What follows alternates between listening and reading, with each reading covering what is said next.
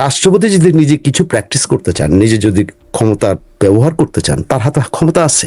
বিশেষ করে দেশে যখন খুব খারাপ অবস্থা যায়, যেমন ধরুন দুর্যোগপূর্ণ মুহূর্তে রাষ্ট্রপতি জরুরি অবস্থা জারি করেন।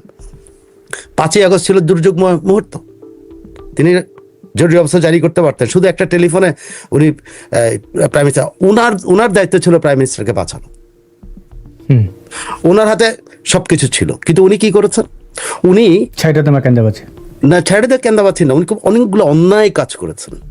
যেমন ধরেন একটা, মানে আমি একটা উদাহরণ দিই। ওনার সামনে দিয়ে যখন সুপ্রিম কোর্টের কাছে পরামর্শ চাওয়া হয়, উনি কি না করেছিলেন? উনি কেন পরে বললেন যে শেখ হাসিনা পদত্যাগপত্র ওনার হাতে নেই? যদি ওনার হাতে পদত্যাগপত্র না থাকে, তাহলে সুপ্রিম কোর্টে ওনার নামে কি করে পরামর্শ চাওয়া হলো? 1। 2 নম্বর হলো, ওই পরামর্শ মেনে কেন তিনি অন্তঃসরকার করলেন? উনি তো সংবিধান লঙ্ঘন করলেন। এটা কি ইউনূস আগে করছে? না, এই রাষ্ট্রপতি আগে করছে, এই কাপুরুষ রাষ্ট্রপতি আগে করেছে। উনি আরো কতগুলি কাজ করেছেন। ওনার সামরিক আইন জারির ব্যবস্থা ছিল, উনি করেন নাই। উনি জরুরি অবস্থা জারি করতে করেন নাই। রাষ্ট্রকে উনি রক্ষা করেন নাই। অথচ উনি সংবিধান রক্ষা শুধু না, রাষ্ট্র রক্ষার দায়িত্বে। আর ওয়াকার রাষ্ট্র রক্ষার দায়িত্বে যেমন, সংবিধান রক্ষার দায়িত্বে। দুজনেই কিন্তু এই জন্য প্রথম, যদি কারো বিরুদ্ধে যদি আইনি ব্যবস্থা নেওয়া উচিত হয়, তাই এই দুজনের বিরুদ্ধে নিতে হবে। রাষ্ট্রপতি আজকে কথা বলছেন, উনি ন্যাগিং করছেন।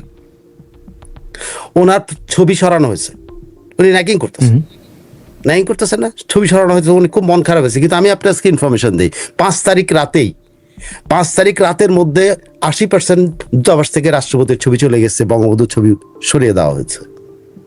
বঙ্গবন্ধুর ছবি টাঙ্গানোটা কিন্তু সাংবিধানিক। আমি কেন এই কথাগুলো বলছি, একটু মানে জাস্ট সবার ইনফরমেশনগুলো যাওয়া দরকার, যে আমরা অনেক সময় আবেগপ্রবণ হয়ে অনেক কিছু করি। বঙ্গবন্ধুর ছবিটা কিন্তু সাংবিধানিক দায়িত্ব। ছবিটা যে টাঙ্গানো, সাংবিধানিক দায়িত্ব। কিন্তু রাষ্ট্রপতির ছবি, জাতির জনকের ছবি থাকবে। জাতির জনকের ছবি বঙ্গভবন থেকে যখন মাহফুজ সান্ডারা নামায়, উনি কোথায় ছিলেন? উনার ভবনে নামাইছে, উনি খুব মনে কষ্ট পাইছেন। আহা রাষ্ট্রপতি, আহারে চুপ্পু। উনি মনে কষ্ট পেয়েছেন অন্যান্য জায়গাতে যখন 3 মাস পরে 20% যেটা বাকি ছিল ওখান থেকে ওনার ছবি নামানোতে। সংবিধান, ওনার ছবি লাগানোর দায়িত্ব কিন্তু কোনো না, রাষ্ট্রীয় না, নির্দেশনা না, সাংবিধানিক না। কিন্তু বঙ্গবন্ধুর ছবিটা ছিল সাংবিধানিক, যে জাতির জনকের ছবি। সেটা নামানো হলো ওনার অফিসে, ওনার বঙ্গভবনে। সান্ডার শুধু নামায় নাই, সেখানে পোস্ট দিয়েছে এবং কয়েক বেলা ওখানে খাওয়া দাওয়া করছে, ওখানে মিটিং করছে, সবকিছু করছে। What he has done? He did nothing. বসে উনি ওখানে কলাটা মোলাটা খাওয়া ছাড়া, রাষ্ট্রপতি ভবনের বাবুর্চির হাতে রান্না খাওয়াটা, এবং মাঝে মধ্যে ওয়াকারুজ্জামানের ভিজিটের সময় ওয়াকারুজ্জামানের নেতৃত্বে নামাজ পড়া ছাড়া। আপনার মনে আছে নিশ্চয়ই, ওয়াকারুজ্জামানের নেতৃত্বে নামাজ পড়েছেন। এবং এখন যেভাবে তারেক জিয়াকে চেটে যাচ্ছেন, মানে ভূয়সী প্রশংসা করলেন। এই জন্য আমি ওনার এখন বক্তৃতায় আসছি। আমি এতক্ষণ ওনার সাংবিধানিক অপরাধ যে উনি করেছেন, ইউনূসের আগে অপরাধ উনি কিন্তু করেছেন। ইউনূসকে কিন্তু উনি ইনভাইট করে আনছেন। ইউনূসকে উনি শপথ নেওয়াইছেন, ইউনূসের পরিষদকে উনি শপথ নেওয়াইছেন। ইউনূসেরকে যেন শপথ নিতে পারে, এই জন্য সুপ্রিম কোর্টের কাছ থেকে উনি পরামর্শ নিয়েছেন। অতগুলি অপরাধ। এখন রাষ্ট্রপতি এসে একটা হঠাৎ করে উনি গোবেচারা হয়ে আমাদের রাষ্ট্রপতি আসলেন, উনি বললেন উনি কারামুক্ত হয়েছেন, গর্ত থেকে বাইরেছেন, ওনার কথা আমরা শুনেন। আরো ইন্টারভিউ বাইর হবে, আরো অপকর্মতার বাইর হবে। এই রাষ্ট্রপতি একমাত্র রাষ্ট্রপতি বাংলাদেশের ইতিহাস থাকবে। আপনি ইয়াজউদ্দিনের মতো লোকও কিন্তু জরুরি অবস্থা জারি করছিল, যার কোনো ক্ষমতা ছিল না তখন, আর এর হাতে ছিল সম্পূর্ণ ক্ষমতা। তখন শেখ হাসিনা কিন্তু ক্ষমতায়। আরো একটা অপরাধ করছে, শেখ হাসিনার পদত্যাগপত্র হাতে না পেয়ে উনি ওই পদটাকে ভ্যাকেন্ট করে একজনকে অন্তর্বর্তী করেছেন। অনেকগুলো অপরাধের সাথে এই রাষ্ট্রপতি জড়িত। এখন উনি তারেক রহমানের কথা বলেন যে তারেক রহমান ওনার সাথে ওনাকে 100% সমর্থন দিচ্ছে। তারেক রহমান তো একবারের জন্য ওনাকে ফোন করে নাই, উনি এই রেকর্ড দেখাতে পারবেন না। তো উনি কেন এই কথাটা বলতেছেন? এটা উদ্দেশ্য, ওনাকে একটু কন্টিনিউ করতে দিলে উনি কিন্তু পাঁচাটা শুরু করবে তারেক রহমানের। আপনি দেখেন, আমি ফারুকী বলেছে, কিন্তু সাইফুল ভাই ফারুকী বলেছে যে জিয়াউর রহমান তার বাবার পথে, প্রেসিডেন্ট জিয়াউর রহমানের মতো হাঁটছেন তারেক জিয়া, মানে তেল এই রাষ্ট্রপতি যে শপথ নেয়, এই তারেক রহমান, আপনি একটু ভিডিওটা যদি থাকতো, আমি আগে আপনারা বললে ভালো হতো, সেখানে দেখবেন যে কিভাবে তারেক রহমানের হাত কসলাইতেছে উনি। দেখেন ভিডিওটা, শপথের পরপর দুই হাত দিয়ে হাত কসলাচ্ছিল তারেক রহমান। আর তারেক রহমান হাসছে করে হাতটা সরাই নেই, দেখছি এত কসলা কসলি তো পাবলিক সন্দেহ করবে, কারণ টিভি তো দেখা যাচ্ছে তো, কারণ আমাদের চোখে তো পড়ছে রে ভাই। পড়ে নাই? এখন উনি তারেক রহমান ওনাকে সর্বাত্মক সহায়তা করছে, এই করছে। এই লোকটা কত মিন, কত নিচু, যে তাকে রক্ষা করতেছে 9 ডিভিশন, এটা দায় দায়িত্ব তাকে রক্ষা করা। সেখানে সে দেখেন সবাইরে ফালায়, ওখানে হয়তো 1000 খানেক লোক, 1000 লোক গেছে, আর এখানে অনেকে 3 স্তরের ওখানে ট্যাঙ্ক আছে, ওখানে এপিসি আছে, ওখানে আপনার এমন রাইফেল আছে যে রাইফেলটা 3-4 মাইল দূরে গুলি করে মানুষ মারা যায়, সেটাও আছে কিন্তু এসএফ এর কাছে। সো উনি কিসের ভয়ে ছিলেন? উনি দেখেন ওনার ইয়ের মধ্যে কত নিম্নরুচির লোকটা। সে একটা মেয়ের কথা বলতেছে, একটা মেয়ে নাকি ওই যে ইয়ের উপরে কি বলে ব্যারিকেডের উপর লাফ দেওয়া, ওইটা ফটোগ্রাফারকে ডাকতেছিল তার ছবি তোলার জন্য। এটা উনি মনে রাখতে পারছেন, কিন্তু রাষ্ট্র রক্ষার কথা উনি মনে রাখতে পারেননি। উনি কত নিচ একটা মেয়েকে, আমি ওই মেয়েটা জঙ্গি, এটা নিয়ে কোনো সন্ধান, নিশ্চয়ই জঙ্গি না হলে ওখানে গেছে গেন, কিন্তু একটা মেয়েকে উনি টার্গেট করছেন। কিন্তু উনি কি রাষ্ট্রপতি হিসেবে এই দায়িত্ব ওনার? উনি একটা মেয়েকে টার্গেট করে কথা বলবে? কত নিম্নরুচির হলে এই লোকটা এই কথাটা বলতে পারে, নিজের ছবির কথা বলতে পারে, নিজের ভিজিটের কথা। মানে উনি সফর করতে পারেন নাই, বিদেশ সফর করতে দিলে কি ইউনুস ভালো ছিল? তার মানে কি দাঁড়ায়? ইউনুস যদি প্রত্যেক সফরের পর ওনার কাছে এসে দেখা দিত, তাহলে তো ইউনুস ভালো নাকি? আপনি কত নিম্নরুচির হলে একটা রাষ্ট্রপতি, যে পুরা 16 কোটি মানুষের দেশের মালিক উনি, সবার অভিভাবক উনি, আর উনি একটা মেয়েকে টার্গেট করছেন। সো আমি বলবো যে পুরো ইন্টারভিউটা বুঝছেন, এটা হলো ব্যক্তিগতভাবে আমার দৃষ্টিতে তারেক রহমানের আনুকূল্য, তারেক রহমানের পা চাটার জন্য উনি এই ইন্টারভিউটা দিচ্ছেন। জি, অনেক অনেক ধন্যবাদ। এবার কয়েকটা এই মব সরকারেরই কয়েকটা বিষয় যদি এটার সাথে রিলেভেন্ট যদি একটু দেখাই সাইফুল আলম ভাই, আমরা দেখতে পাচ্ছি অন্তর্বর্তী সরকারের সময় চাঁদাবাজি বাড়ে 20 থেকে 50%। Dhaka chamber of commerce and industries তারা ডিসিসিআই এই কমেন্টটি করেছে। এবং এই চাঁদাবাজ কারা আমরা একটু দেখি। এই যে জুলাই জঙ্গিরা, তারা কিন্তু এই রাষ্ট্রপতির বক্তব্য এবং সব মিলিয়ে তারা কিন্তু ব্যাকফুটে আছে। দেখেন এই জুলাই জঙ্গি স্বীকার করছে তারা কিভাবে চাঁদাবাজির কথা না বললেও আপনারা বুঝবেন যে সচিবালয়ে তাদের কাজ কি ছিল, দেশটাকে তারা কিভাবে লুটিপুটে খেয়েছে, কিভাবে মধ্যাঙ্গুলি বৃদ্ধাঙ্গুলি দেখিয়েছে দেশের আইন শৃঙ্খলা নিয়ে, এবং আগে কি সুন্দর দিন কাটাইতাম, তার মূল বক্তব্যটা আর কি শুনুন। চলে গেছেন কিন্তু ওনার দাগ আছে, বাট আমার মানে এটা যে মনে হয় ডক্টর ইউনূসকে মানুষ মিস করা শুরু করবে, বেশি দিন লাগবে না, মাসখানেক সর্বোচ্চ। আমরা ওই টাইমে এতটা ফ্রিডমে ছিলাম। আচ্ছা, এখানে বলে রাখি, মানুষ বলতে সে তাদের মব সন্ত্রাসীদের বোঝাচ্ছে। মব সন্ত্রাসীরা ডক্টর ইউনূসকে মিস করা শুরু করবে, এবং সেখানে তার মাথায় টুপি নেই, রমজান মাস চলছে, কিন্তু নির্বাচনের সময় কিন্তু সারাক্ষণ মাথায় টুপি দিয়ে থাকতো, মানে সকল ক্ষেত্রেই টুপি ছিল। তো এই টুপিবাজদের বক্তব্য শুনুন। এটা আমাদের জায়গা থেকে আমরা ফিল করব সামনে, যখন ফ্রিডমটাকে আবার চেপে ধরা হবে আর কি। তো এটা আমরা বুঝবো আস্তে আস্তে আমাদের জায়গা থেকে, এবং আমরা যা মন চাইছে তাই করছি। পোলাপান মন চাইছে সচিবালয়ে ঢুকে গেছে, পোলাপানের মন চাইছে উপদেষ্টা যিনি একজন মন্ত্রী ওনার কাছে চলে গেছে, পোলাপান মন চাইছে মানে 5 জন উপদেষ্টা একটা মিটিং ওইখানে চিল্লাচিল্লি করছে, সবাইকে গালিগালাজ করছে। মানে এই ফ্রিডম সবাই মিস করবে, মানে অতিরিক্ত ফ্রিডম দিয়ে ফেলছিল। এই যে এখন কেউ একটা আন্দোলন নামানোর সাহস করবে, শাহবাগ ব্লক করার এত সহজে সাহস করবে তো তৎক্ষণাৎ। হ্যাঁ, আর তখন শেষে একটা কথা খুব গুরুত্বপূর্ণ বলেছে, শুনুন। মানে এই ফ্রিডম সবাই মিস করবে, মানে অতিরিক্ত ফ্রিডম দিয়ে ফেলছিল। অতিরিক্ত ফ্রিডম দিয়ে ফেলছিল কে? ইউনূসকে মিস করবে। দেখেন এই খুনিরা কিভাবে মানে নিজেদের মুখে স্বীকার করছে, এবং তাদের পলিটিক্যাল অবস্থান কি, তাদের গ্রহণযোগ্যতা কি। দেখুন, তারা গেছিল ফুল দিতে, 3 জন মানুষ তাদের নিয়ে টিটকারি করছে, এনসিপি জাতীয় নাগরিক পার্টি। দেখুন,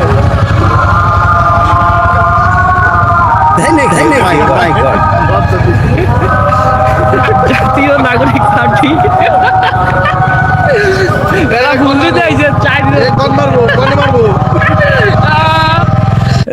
এনসিপিকে নিয়ে মানুষ এভাবে হাসাহাসি করছে, আর ওরা কিন্তু এই ফুল এবং ব্যানার নিয়ে চোরের মতো যাচ্ছে। দেখুন তাদের ওদের কনফিডেন্স লেভেল দেখুন, মানে মাইর খাইলে বুঝি।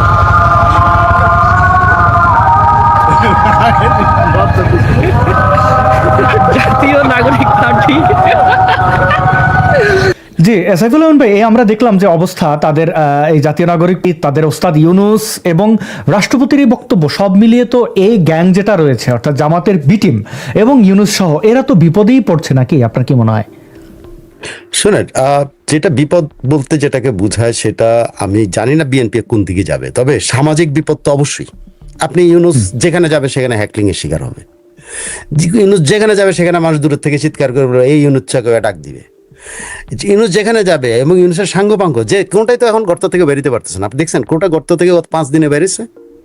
কোনটা বেরে একটাও না। সবাই কোথায় আছে কেউ জানে না। কিন্তু এখন স্বাভাবিক জীবনে এরা আসতে পারবে না।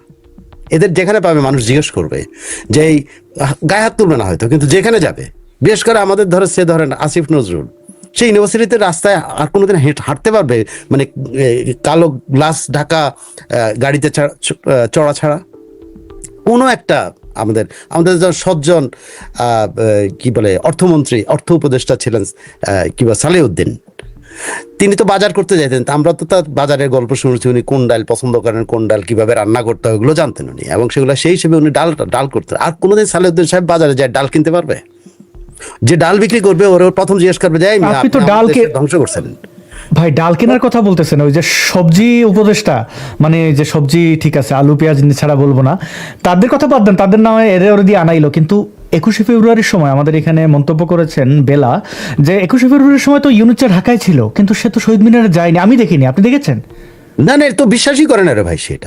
সে তো আগে একবার গেছে, এটা বাধ্য হয়ে গেছে। কেন রাষ্ট্রের কাণ্ড, যেটা ওই যে শফিকা যেটা বলতেছে যে রাষ্ট্রের, সে চাইলে তো যেতে পারবে না, এখন তো গেলে মাইর খাবে মানুষের। হ্যাঁ না, আর এমনিতেও বিশ্বাস করে না সে, তো এগুলো কিছুই বিশ্বাস করে না। সে তো তার মতো, সে তো মনে করে শুধুমাত্র তো তার শহীদ মিনার হলো কি বলে ইউনুস সেন্টার, কিন্তু ওটা যে মূল শহীদ মিনার, তার শহীদ মিনার হয়ে যাবে এটা কল্পনা করতে পারতেছে না। ইউনুস সেন্টার নিয়ে একজন আমি একটা ফটোকার্ড দেখছিলাম যে ইউনুস সেন্টারে ফিরে গেলেন ডক্টর মোহাম্মদ ইউনুস আগের পেশায়। তত ওখানে ফেসবুকে আমি উচ্চারণ করতে পারবো না, মানুষ 80% মানুষ শুধু বলছে যে এই এখন আবার দেশ লুটপাট শেষে এখন মানুষের গরিব মানুষের মারতে আবার মানে মারার দায়িত্ব চলে গেছে। মানে গরিব মানুষের মারা মানে গ্রামে যে ইউনুস সেন্টারে যখন গেছে ওখানে যারা বাইরে যারা টের পাইছে যে উনি যাচ্ছেন, হ্যাঁ শুধু তার সাঙ্গপাঙ্গ তাকে নিয়ে গেছে, কিন্তু দূরের থেকে কিন্তু তাকে করা হয়েছে, তাকে কিন্তু গালাগালি করা হয়েছে, ও কিন্তু পার পাবে না রে ভাই। ও কোনোদিন স্বাভাবিক জীবনে আসতে হবে, গুলশানেই থাকতে হবে দরজা বন্ধ করে। ওর অবস্থা হবে খন্দকার মোশতাকের মতো, মনে রেখেন। খন্দকার মোশতাক তার জীবদ্দশায় আগামসি লেনের বাইরে, ওই ওয়ালের বাইরে বেরোতে পারে নাই তার জীবদ্দশায়, এবং জানাজাটাও ঠিক মতো হয় নাই। এই লোকের পরিণতি তাই হবে। আমি আপনাকে লিখিত দিতে পারি, আজকে হোক কালকে হোক, আপনার আমার দেশের কিছু মানুষ তারা নিয়ে নাচানাচি করবো, কিন্তু যারাই করবে সে কিন্তু হ্যাকলিং এর শিকার হবে। যেই ইউনিভার্সিটি নিয়ে এখন ভালো কথা বলবে, আপনি কিন্তু কালকে রাস্তার মধ্যে তারা জিজ্ঞেস করে এই বেটা তুমি ইউনিভার্সিটি ভালো করে কেন, এটা বলবে বাঙালি। ওর অবস্থা হবে খন্দকার মোশতাকের মতো। আমি আপনাকে বলি, একটা খন্দকার মোশতাক বাংলাদেশ দেখেছে, আরেকটা খন্দকার মোশতাক বাংলাদেশ দেখলো। এই খন্দকার মোশতাকের নাম হলো ইউনুস। হ্যাঁ, এবং ডিজিটাল যুগে মানে ওর পুরো আমল নামার ডিজিটাল আর্কাইভ রয়েছে। এবং ইউনুস বোধে মনে মনে গান গাইছে, আমার যমুনার জল দেখতে কালো, স্নান করিতে লাগে ভালো, যৌবন মিশিয়া গেল জলে। যেতে চায় না তো। ওনার এক পত্রিকা এতটাই আপ্লুত অবস্থা আছে যে ওনার দিনলিপি ওনার প্রকাশ করছে। উনি সকাল 6টার সময় এইটা করেন, ওইখান দিয়ে হাঁটেন, সেখান দিয়ে হাঁটেন, কিন্তু বিকালবেলা এটা করেন, দুপুরবেলা এটা করেন, ওইখানে বসেন। উনি নাকি সাধারণ দর্শনার্থীদের সাথে দেখা করেন। আমি একেবারে ডাহা মিছা কথা ওই পত্রিকা লিখছে, কোনো সাধারণ দর্শনার্থী তার ওখানে যায় না। He is alone here. সেখানে শুধুমাত্র ওরা আবার লিখছে লামিয়া মোর্শেদ খুব নিষ্ঠার সাথে দায়িত্ব পালন করতেছেন। তার এই যে সাক্ষাৎকারের এই যে কি বলে ওই যে সূচিটা তৈরি করে লামিয়া মোর্শেদ নাকি ওখানে থেকে। আবার লিখছেন উনি এখন সময় দিচ্ছেন ওনার অসুস্থ স্ত্রীকে, যাকে একদিন সময় দিতে পারেন, এখন থেকে অসুস্থ স্ত্রীর সেবায় উনি নিয়োজিত। এই পত্রিকাটা মানে মানুষ কোনোদিন এই পত্রিকার রিপোর্টারকে যদি পায়, নাম দিয়ে যদি ছাপা হইতো, এই রিপোর্টারে ধরে মার দিত যে বাবা তুমি এগুলো কি লেখো, মিশা কথা লেখো। ভাই এখন তো বিভিন্ন জায়গায় এনসিপির গুন্ডারা কিন্তু উত্তম মধ্যম তাদের প্রাপ্য তারা বুঝে পাচ্ছে। বিএনপির অবস্থানটা ইন্টারেস্টিং। আপনি একটু আগে বলছিলেন যে বিএনপি যদি চায় তাহলে ইউনুস চার জেলে যাবে, সংবিধান লঙ্ঘন, সংবিধান অবমাননার অপরাধে তার মৃত্যুদণ্ড আসবে কিনা। বাট আদালত পাড়ায় তো একটু চলছে, তো চিফ প্রসিকিউটর পদে রদবদল মানবতা বিরোধী অপরাধ মামলার বিচারে কতটা প্রভাব ফেলবে? এই যে এই তাজুল ইসলাম, তাকে অপসারণ করা হয়েছে, এগুলো কি ইঙ্গিত? মানে ব্যাপারটা কিরকম কি হচ্ছে না, মানে বিএনপির পক্ষ থেকে আবার তাদের ছাড় দিয়ে কথা বলতে তো আমরা দেখি না। সালাউদ্দিন আহমেদ বলেছেন তো আজকে যে অর্থাৎ স্বরাষ্ট্রমন্ত্রী যে তারা এই মামলাগুলো অর্থাৎ গণ মামলা যেগুলো হয়েছে সেগুলো তারা ফিল্টারিং করবে, রিভিউ তো এগুলো তো রিভিউ করবে, এটা তো ইঙ্গিত তাকে রাজনীতি। তাজুলকে তো একদম কাছে থেকে আসাদুজ্জামান চিনে। আসাদুজ্জামানের দুদিন যে দেরি করছে এটাই আমার আশ্চর্য লাগছে, কারণ এই লোকটি আসাদুজ্জামানকেও অসম্মান করছে। কেমনে বলে, আমি কোর্টের মধ্যে যখন মানবতা বিরোধী একটা মামলায় আসামি পক্ষের আইনজীবী যখন কথা বলতেছিল, সে বারবার আসামি পক্ষের আইনজীবীকে পোক করতেছিল, এটা বলেন, ওইটা বলেন। তখন আদালত তাকে বলছে যে আপনি এত কথা বলেন কেন, আপনি থামেন, কিন্তু সে থামে নাই। সে অনেকক্ষণ পর্যন্ত ওই আইনজীবীকে বকাবকি করছে। ওই যে যেটা শেখ হাসিনার ফাঁসির রায় শুনে যে ফোকলা গালে হাসলো দে, হাইসা যে ফাঁসির রায় হয়েছে, এর চেয়ে বেশি আমার কিছু করার ছিল না, যে ওই আইনজীবী। তো পরবর্তীতে আদালতের বাইরে যখন সাংবাদিকরা তারা জিজ্ঞেস করছে যে আপনি কি ইয়াকে কেন বিরোধী আইনজীবীকে আপনি এইভাবে করতে পারেন কেন, বা আদালত আপনাকে এটা বলছে, তখন উনি বলে কি আমি অ্যাটর্নি জেনারেল। আসলে ওনাকে নিয়োগ করা হয়েছে অ্যাটর্নি জেনারেল পদমর্যাদায়, উনি অ্যাটর্নি জেনারেল না। বাট ওইখানে সাংবাদিকদের সামনে সে গ্যাজেট নোটিফিকেশন পুরো করছে যে অ্যাটর্নি জেনারেল কি কি সুযোগ সুবিধা ভোগ করে, তার মধ্যে একটা কি উনি দাঁড়াইলে ওনাকে কথা বলতে দিতে হবে। তার মানে উনি কোর্টে যখনই দাঁড়াইতেছেন উনি কথা বলার অধিকারী, কোর্ট তাকে থামানো ঠিক হয়নি। এই হইল সেই। এবং তিনি আরো মামুনের কথা এখন আসতেছে, তো যে মামুন আইজিপি মামুনকে কেমনে সে করছে, সে এবং শিশির মনির গং এই আইজিপি মামুনের সাথে শত কোটি টাকা নিয়ে সরি 1000 কোটি টাকা বলা হচ্ছে, কেউ বলছে 100 কোটি টাকা, 100 কোটি টাকা ধরেন, এটা বলা। তারই প্রসিকিউটর একজন কিন্তু এই অভিযোগটা কিন্তু আইন মন্ত্রণালয় করে রাখছে। সে ওই যে গাজীপুরের যে মানুষ পোড়ানোর যে মামলাটা, গাজীপুরের কি এসআই এর বিরুদ্ধে যে মামলাটা, যে এসআইকে মানে সে কান্নাকাটি করতেছিল যে আমাকে ফাঁসায় দেওয়া হয়েছে, মূল আসামিকে কি করছে জানেন, সাক্ষী বানাইছে। সাক্ষী বা তার কাছ থেকে টাকা নিচ্ছে শিশির মনির এবং এরা মিলে। এই অভিযোগগুলো কিন্তু মানে আইন মন্ত্রণালয়ে আছে কিন্তু। সো আসাদুজ্জামান যখনই সুযোগ পেয়েছে তখন তো সে স্বাভাবিকভাবে এরকম একটা লোকরে সে সাথে নিয়ে কাজ করবে, স্বাভাবিকভাবে তার পরিণতি তার গলার মধ্যে চাইপা ধরছে।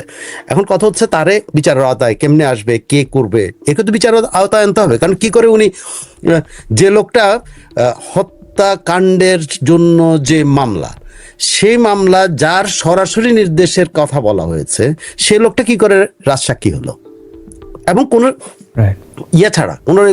সুতরাং এখানে একটা লেনদেন, এবং এইগুলো কিন্তু আসবে, সামনে আসবে। তাজুলেরও কিন্তু বিচার হবে, বিচার কিন্তু কেউ পার পাবে না।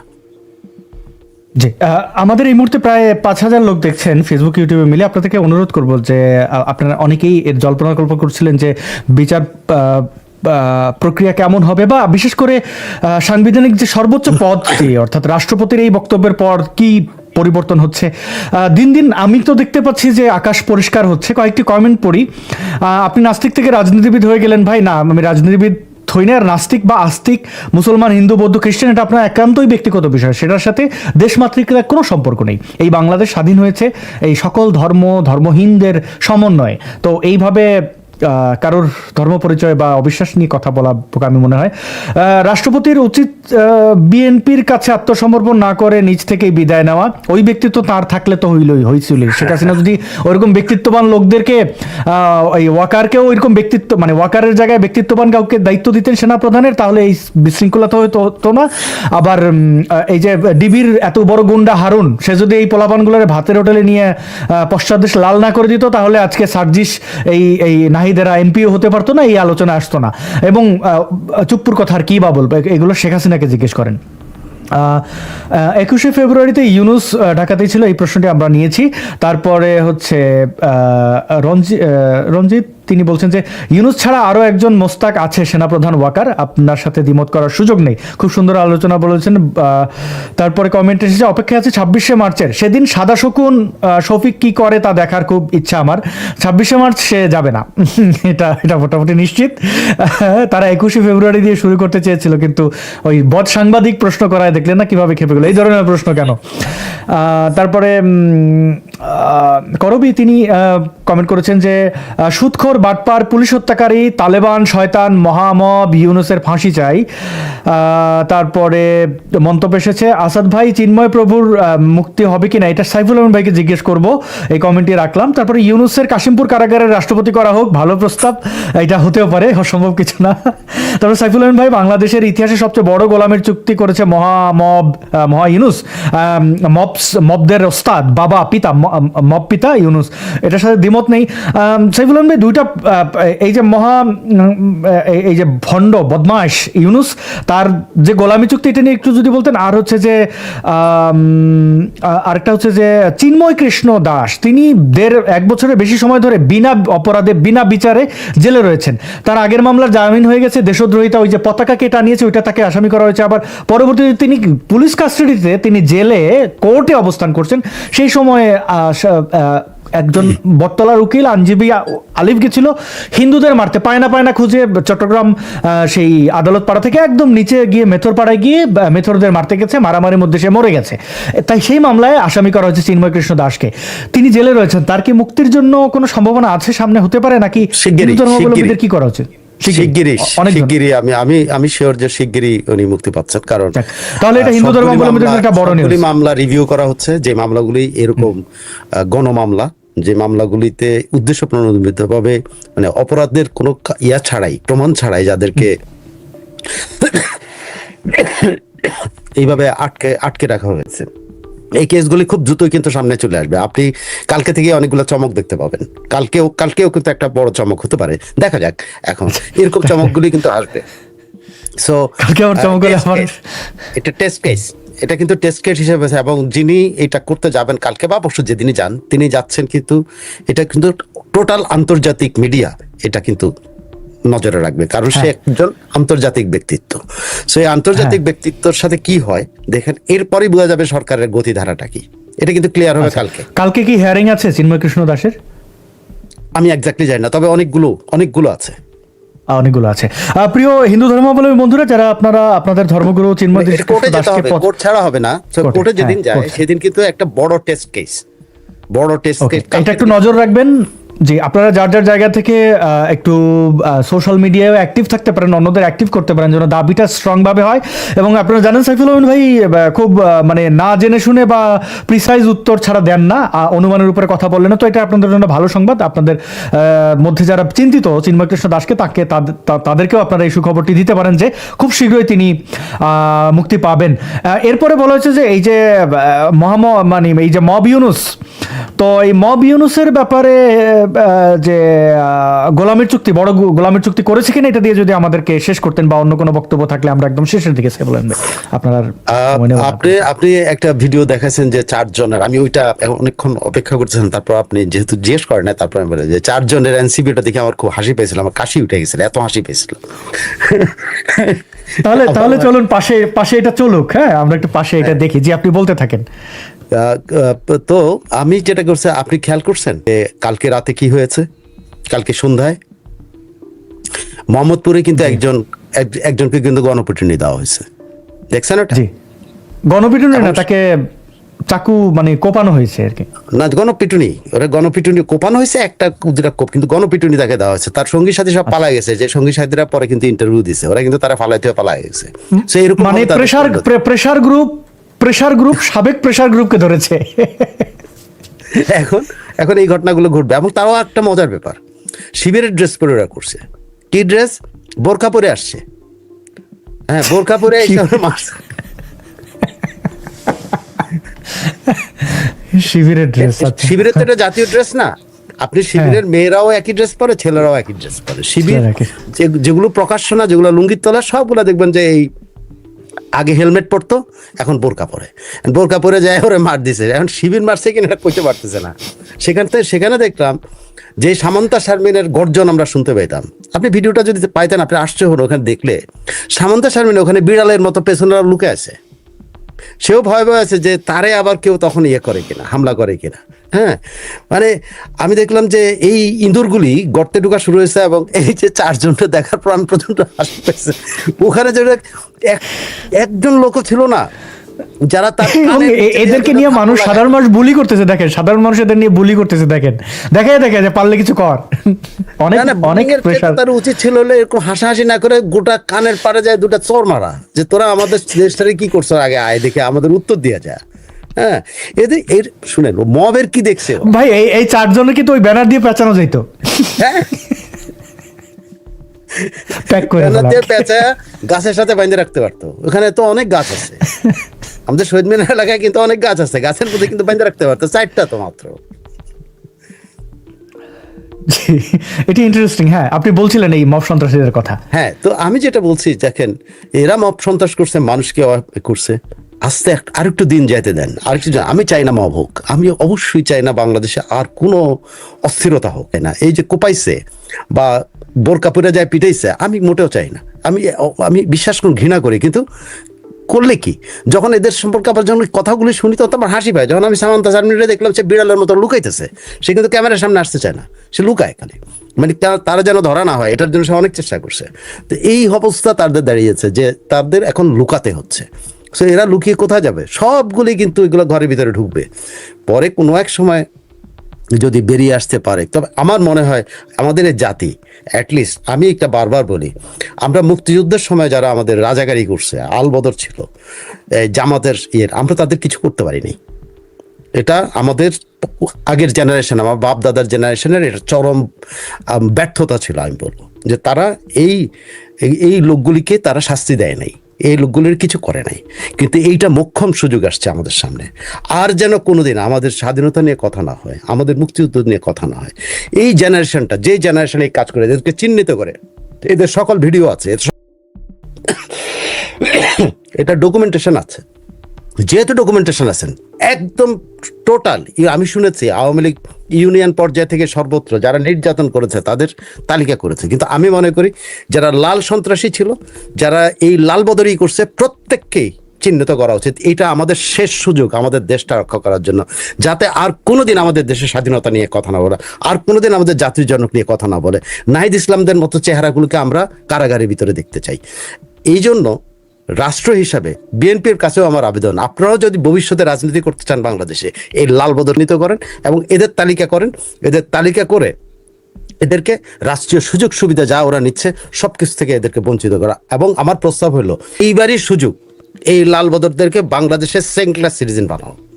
এইবারই সুযোগ, বাংলাদেশে এরা যত সুযোগ সুবিধা পায় সবগুলি থেকে তাকে বাইরে রাখা হোক। এইবারই সুযোগ, তারা যেন সরকারি চাকরি না পায়, কোনো সরকারি চাকরি না, অন্য কিছু করে খাক। তারা যেন বাংলাদেশে কোনো বড় লোন না পায়, তারা যেন আমাদের গলিতে গলিতে নেড়ি কুত্তার মতো চলে, তারা যেন আমাদের সঙ্গে, তাদের সাথে সামাজিক বন্ধন বন্ধ করে দেওয়া উচিত।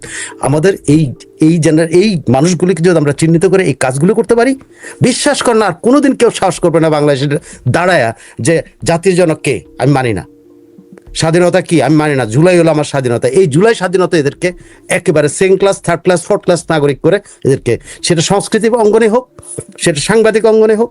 সেটা কেন বলি জানেন, আজকে আমি দেখছি স্বরাষ্ট্রমন্ত্রীর ওখানে, স্বরাষ্ট্রমন্ত্রী কিন্তু কথা বলতে, আমি আজকে অনেক নিয়ে অনেক কষ্ট নিয়ে কথাগুলি বলি, কিন্তু এই জিনিসগুলো চলছে এখনো। একজন লালবদর সাংবাদিক স্বরাষ্ট্রমন্ত্রীকে জিজ্ঞেস করে, কি বলে কি জানেন, প্রস্তাব দিচ্ছে সাংবাদিক, সে আবার সাংবাদিক, প্রস্তাব দিচ্ছে যে সাংবাদিকরা আগে লেজুর ভিত্তি করেছে, এই করেছে, সেই করেছে, এদের বিচার গতি বাড়ানোর জন্য আপনি কোনো ব্যবস্থা নিচ্ছেন কিনা। কত বড় সাহস, ওখানে ধরে তোরা চড়ানো উচিত ছিল। ওই অন্যান্য সাংবাদিক কি করেছে, তাদের সঙ্গীদেরকে, তাদের বন্ধুদেরকে আটকে রাখা হয়েছে বিনা বিচারে। তাদের যদি অন্যায় থাকে তাদের বিচার হোক। কিন্তু একজন সাংবাদিক প্রেস কনফারেন্সের মধ্যে স্বরাষ্ট্রমন্ত্রীকে পরামর্শ দিচ্ছে ওদের বিরুদ্ধে আপনি কি কি করছেন, দ্রুত বিচার করবেন কিনা, ওদের শাস্তি দিবেন কিনা।